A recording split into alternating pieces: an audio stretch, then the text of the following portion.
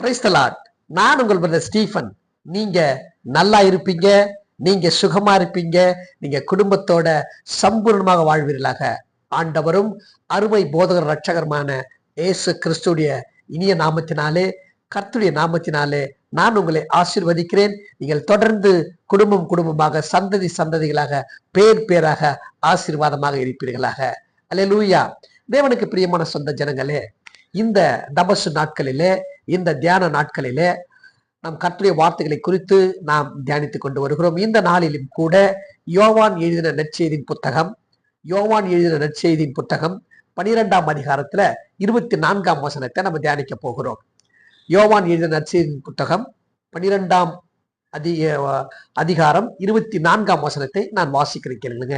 மெய்யாகவே மெய்யாகவே நான் உங்களுக்கு சொல்லுகிறேன், கோதுமை மணியானது நிலத்தில் விழுந்து சாகாவிட்டால் தனித்திருக்கும், செத்ததே ஆகில் மிகுந்த பலனை கொடுக்கும். மீண்டும் நான் வாசிக்கிறேன். மெய்யாகவே மெய்யாக அப்படின்னா உண்மையாக உண்மையாக, அல்லது ஆமேன் ஆமேன், அப்படியே அப்படியே அர்த்தம் வச்சுங்களேன். நான் உங்களுக்கு சொல்லுகிறேன், கோதுமை மணியானது நிலத்தில் விழுந்து சாகாவிட்டால் தனித்தே இருக்கும், செத்ததே ஆகில் அல்லது மரித்ததே ஆகில் மிகுந்த பலனை கொடுக்கும் என்று அருள்நாதர் ஆண்டவராக இயேசு கிறிஸ்து தன்னுடைய சுவிசேஷ புத்தகத்திலே சொல்லுகிறதை குறித்து பார்க்கிறோம். இதனுடைய தாற்பயத்தை நம்ம பார்க்கிறோம். யோவான் 12:1 அந்த யூதர்களின் நாட்களிலே பஸ்கா பண்டிகை வருகிறது. வருஷம் வருஷம் பஸ்கா பண்டிகை வரும். அந்த பஸ்கா பண்டிகை 6 நாட்களுக்கு முன்பாக தான் இந்த சம்பவத்தை கர்த்தர் சொல்லி கொடுக்கிறார் தன்னுடைய சீஷர்களுக்கு. அதாவது மரியாள் வீட்டுக்கு போகிறார். மரியாள் மார்த்தார் உயிர் தெரிந்த லாசரு வீட்டுக்கு போகிறார். அங்கே அவருக்கு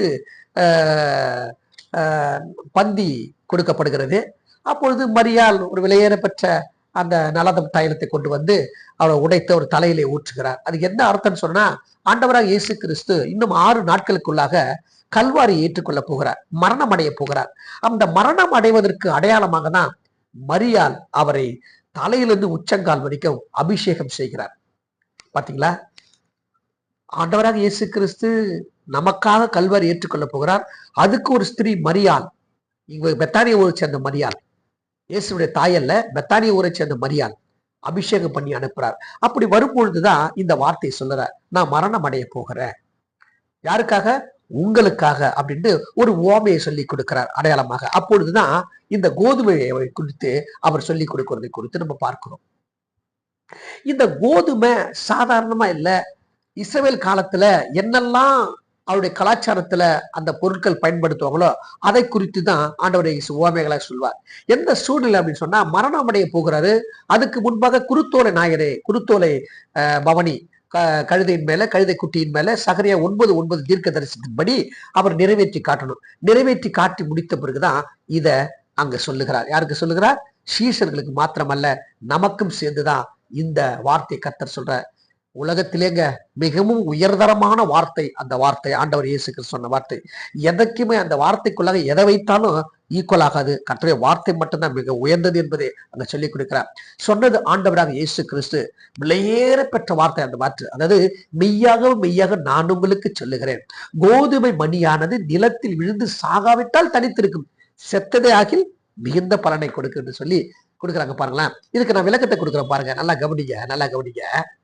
அதாவது ஆண்டவராக இயேசு கிறிஸ்து தானாகவே முன் வந்து மரணத்தை ஒப்பு கொடுக்கிறார். சாகிறதுன்னா என்ன அர்த்தம்னா அர்ப்பணிப்புன்னு அர்த்தம். ஒரு வசனத்தை வாசிக்கிறேன். யோவான் 12ஆம் அதிகாரத்தில் 27. அப்போது என் ஆத்துமா கலங்கிறது, நான் என்ன சொல்லுவேன்? பிதாவே, இந்த வேலை நின்று என்னை ரட்சியும் என்று சொல்வேனா? ஆகிலும் இதற்காகவே இந்த வேலைக்குள் வந்தேன். பாத்தீங்களா? நமக்கு பிரச்சனை வந்து என்ன பண்ணும்? ஆண்டவரே என்ன காப்பாற்றுங்க, என்ன பண்ணீங்க, என்ன பண்ணீங்க அப்படிதான் சொல்லுவோம். ஆனா இவர் என்ன சொல்றாருன்னா, எந்த வேலை வந்தது. எந்த வேலை? நான் மக்களுக்காக கோதுமை மணியை போல மரணம் அடைய போகிறேன். தன்னை ஒப்பு கொடுக்கிறது, அர்ப்பணிப்பு. அது எப்படி சொல்றாரு பாருங்க. இந்த வேலைக்குள் வந்தேன். தன்னை முழுவதுமாக அர்ப்பணிக்கிறார். தன் மனசு வந்துதான் தன் மரணத்தை ஒப்பு கொடுக்கிறார் கல்வாரியில. அந்த சீஷர்களுக்கு அழகாய் சொல்லி கொடுக்க பாருங்களா, ஓமையா சொல்றாரு பாருங்களா. அதாவது கோதுமை மணி அப்படின்னா ஆண்டவராக இயேசு கிறிஸ்து. நிலம்னு சொன்னா பிதாவின் சித்தம், அல்லது நிலம் என்று சொன்னா இந்த உலக மக்கள், இந்த உலகம் அர்த்தம். அது யாரை செலக்ட் பண்ணும்? ஆண்டவர் தான், பிதா தான் செலக்ட் பண்ணும் இந்த உலகத்தைன்னு சொல்லி, இந்த பிரபஞ்சம் என்ற அர்த்தம். அதுக்கடுத்து சாக கொடுக்கிறது அப்படின்னா அர்ப்பணிக்கிறது. அப்ப அர்ப்பணித்த பிறகு என்ன கிடைக்கும்? மிகுந்த பலனை கிடைக்கும்னு சொல்றார்.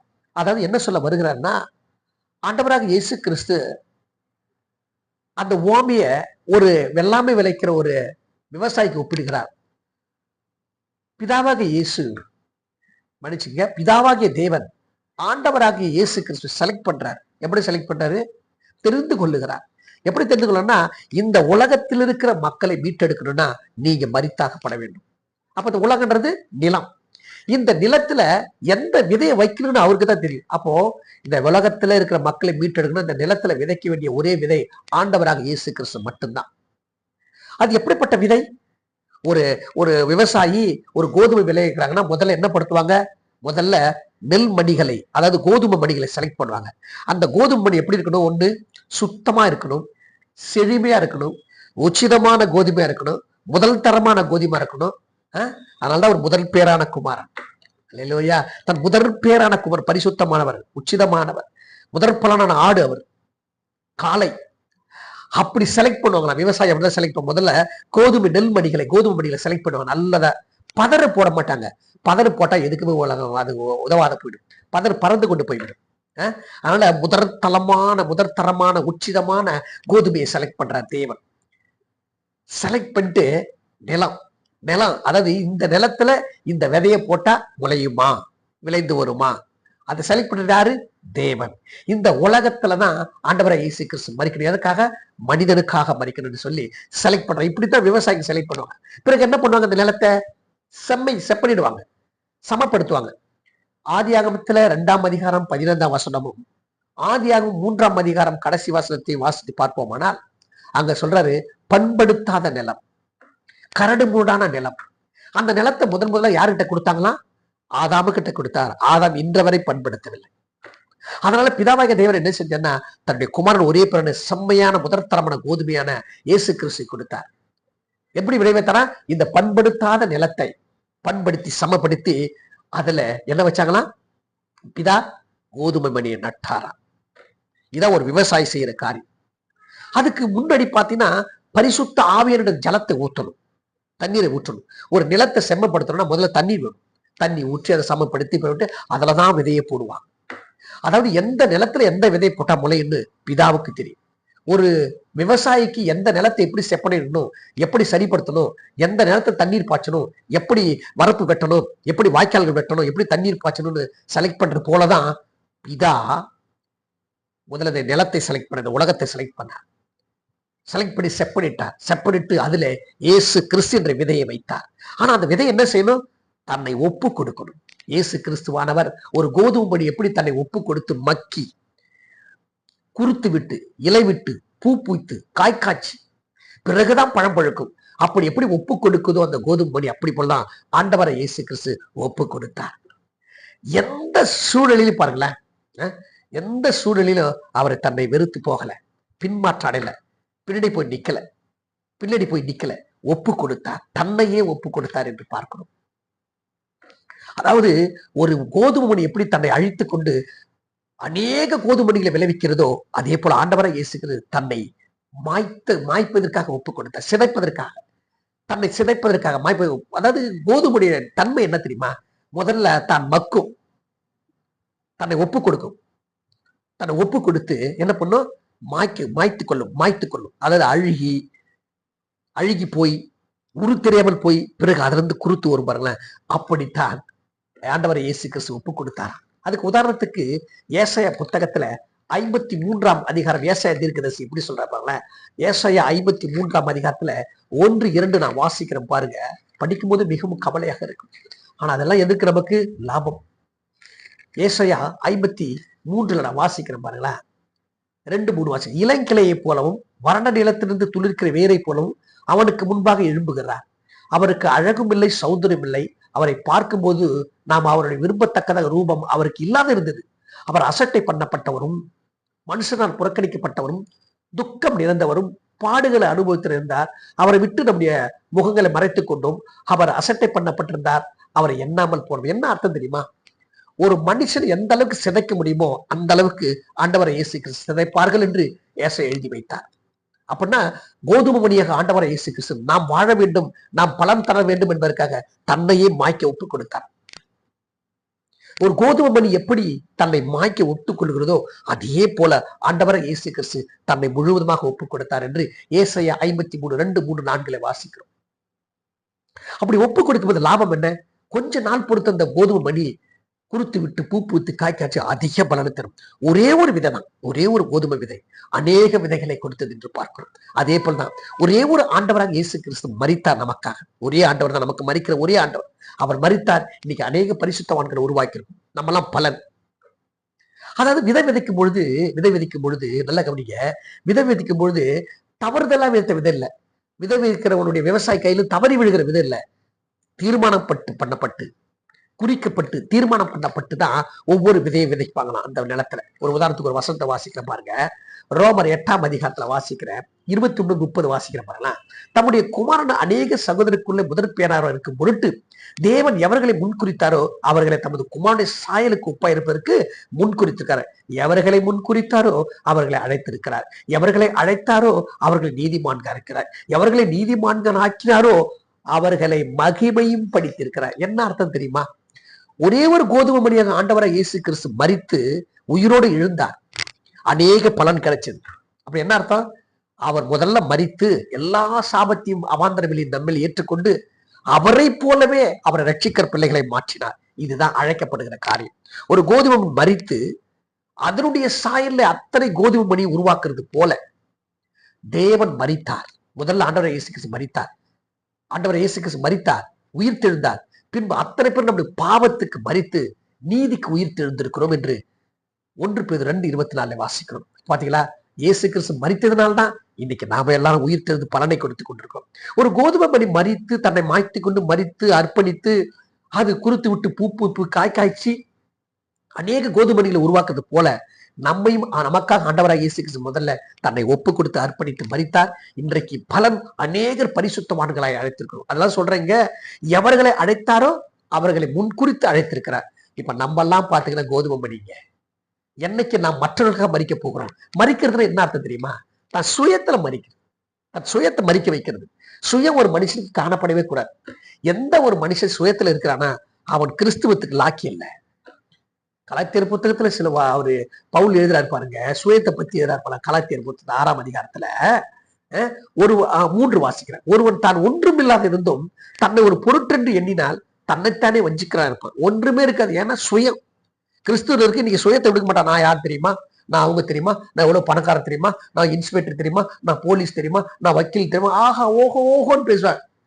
கிறிஸ்துக்குள்ள அதெல்லாம் ஓரம் கட்டிட்டு நீ உலக ஆத்துமாக்களுக்கு மறிக்க சரியா இருக்கிறாயா? மறிக்கிறதுனா சுயத்தை விட்டுட்டு ஆண்டவருக்காக ஊழியம் செய்வாயா? பாக்குற 4 பேருக்கு ஆண்டவரை பத்தி சொல்லுவாயா அப்படின்றது கேட்கறதை குறித்து நம்ம பாக்குறோம். சுயம் வாழ்க்கையில இருக்கவே கூடாதுங்க.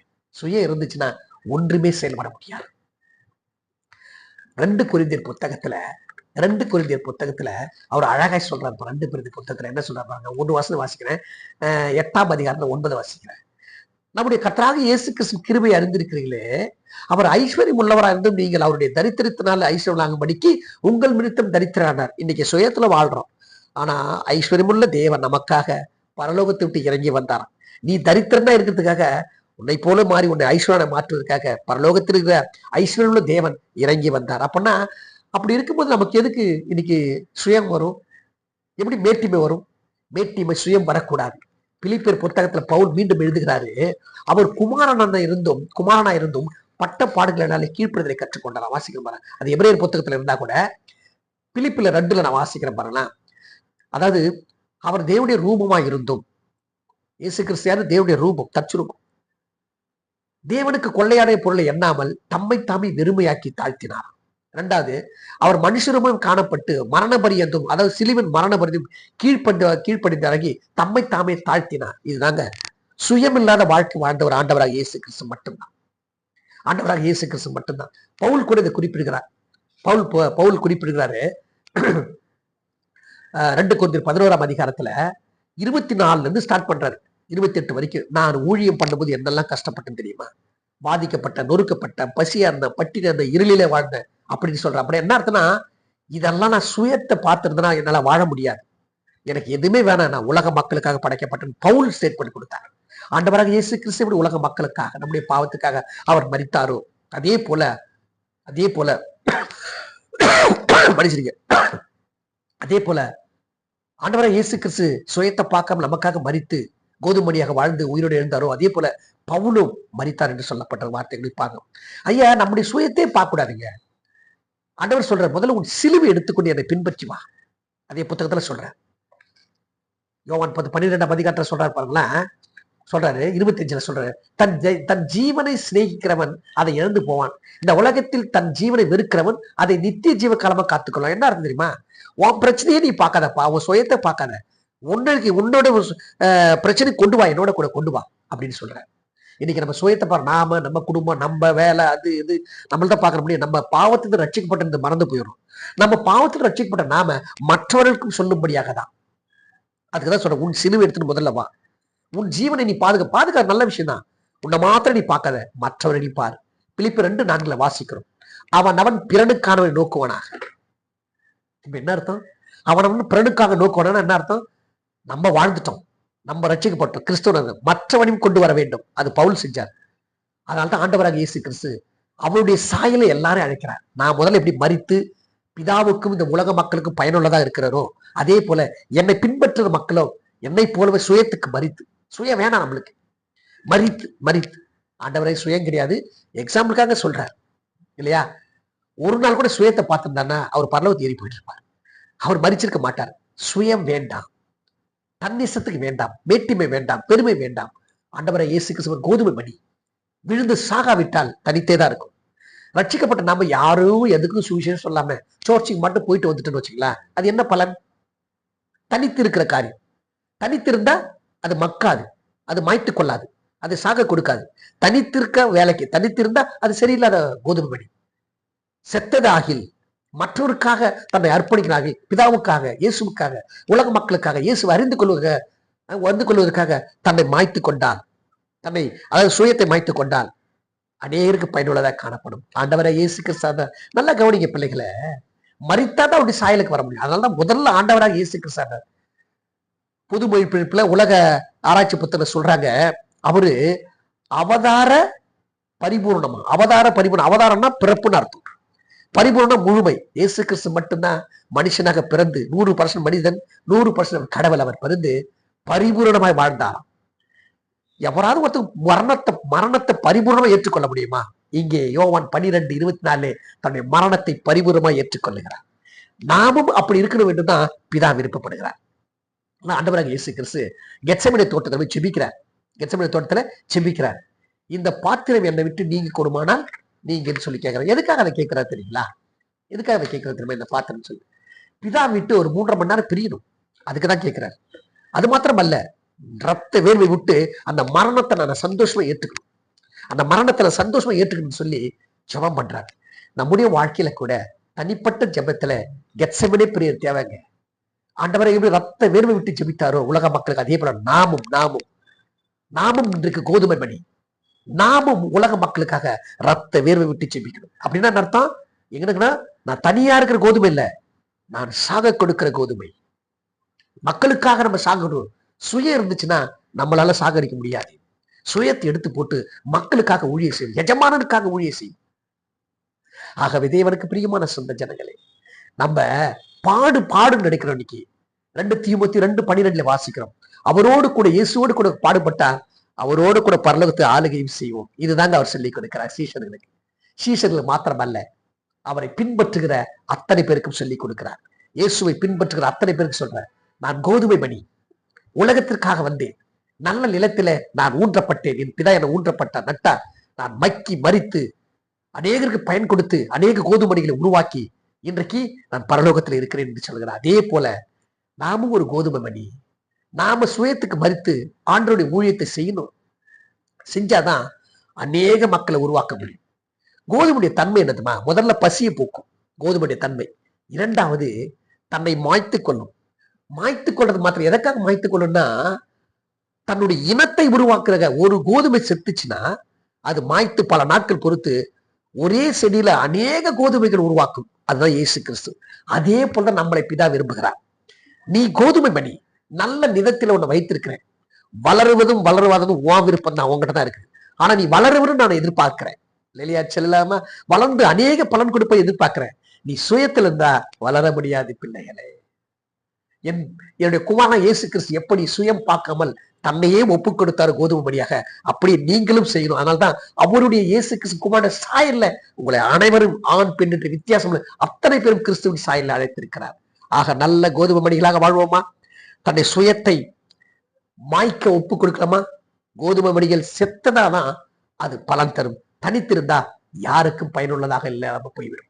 ஆக தேவனுக்கு பிரியமான பிள்ளைகளை ஒரு பகுதியை அடுத்த நாட்களை பார்க்கலாம். கர்த்தர்களை ஆசீர்வதிப்பாக. நல்ல நிலத்தில் விதைக்கப்பட்ட கோதுமை மணிகளை மாறுவோம். பிதாவுக்கு எஜமானுக்கு அடிமையான ஊழியக்காரனை மாறுவோம். நாமும் நம் குடும்பம் ஆசீர்வதிக்கப்படும். உங்கள் குடும்பங்கள், உங்கள் பிள்ளைகள், உங்களுடைய பேர பிள்ளைகள், உங்களுடைய ஊழியங்கள், வருமானங்கள், உங்கள் வீடுகள், உங்கள் சொந்த பந்தங்கள், உங்கள் சந்ததி யாவும் கர்த்தர் ஆசீர்வதித்து காக்க கடவராக. God bless you. Praise the Lord.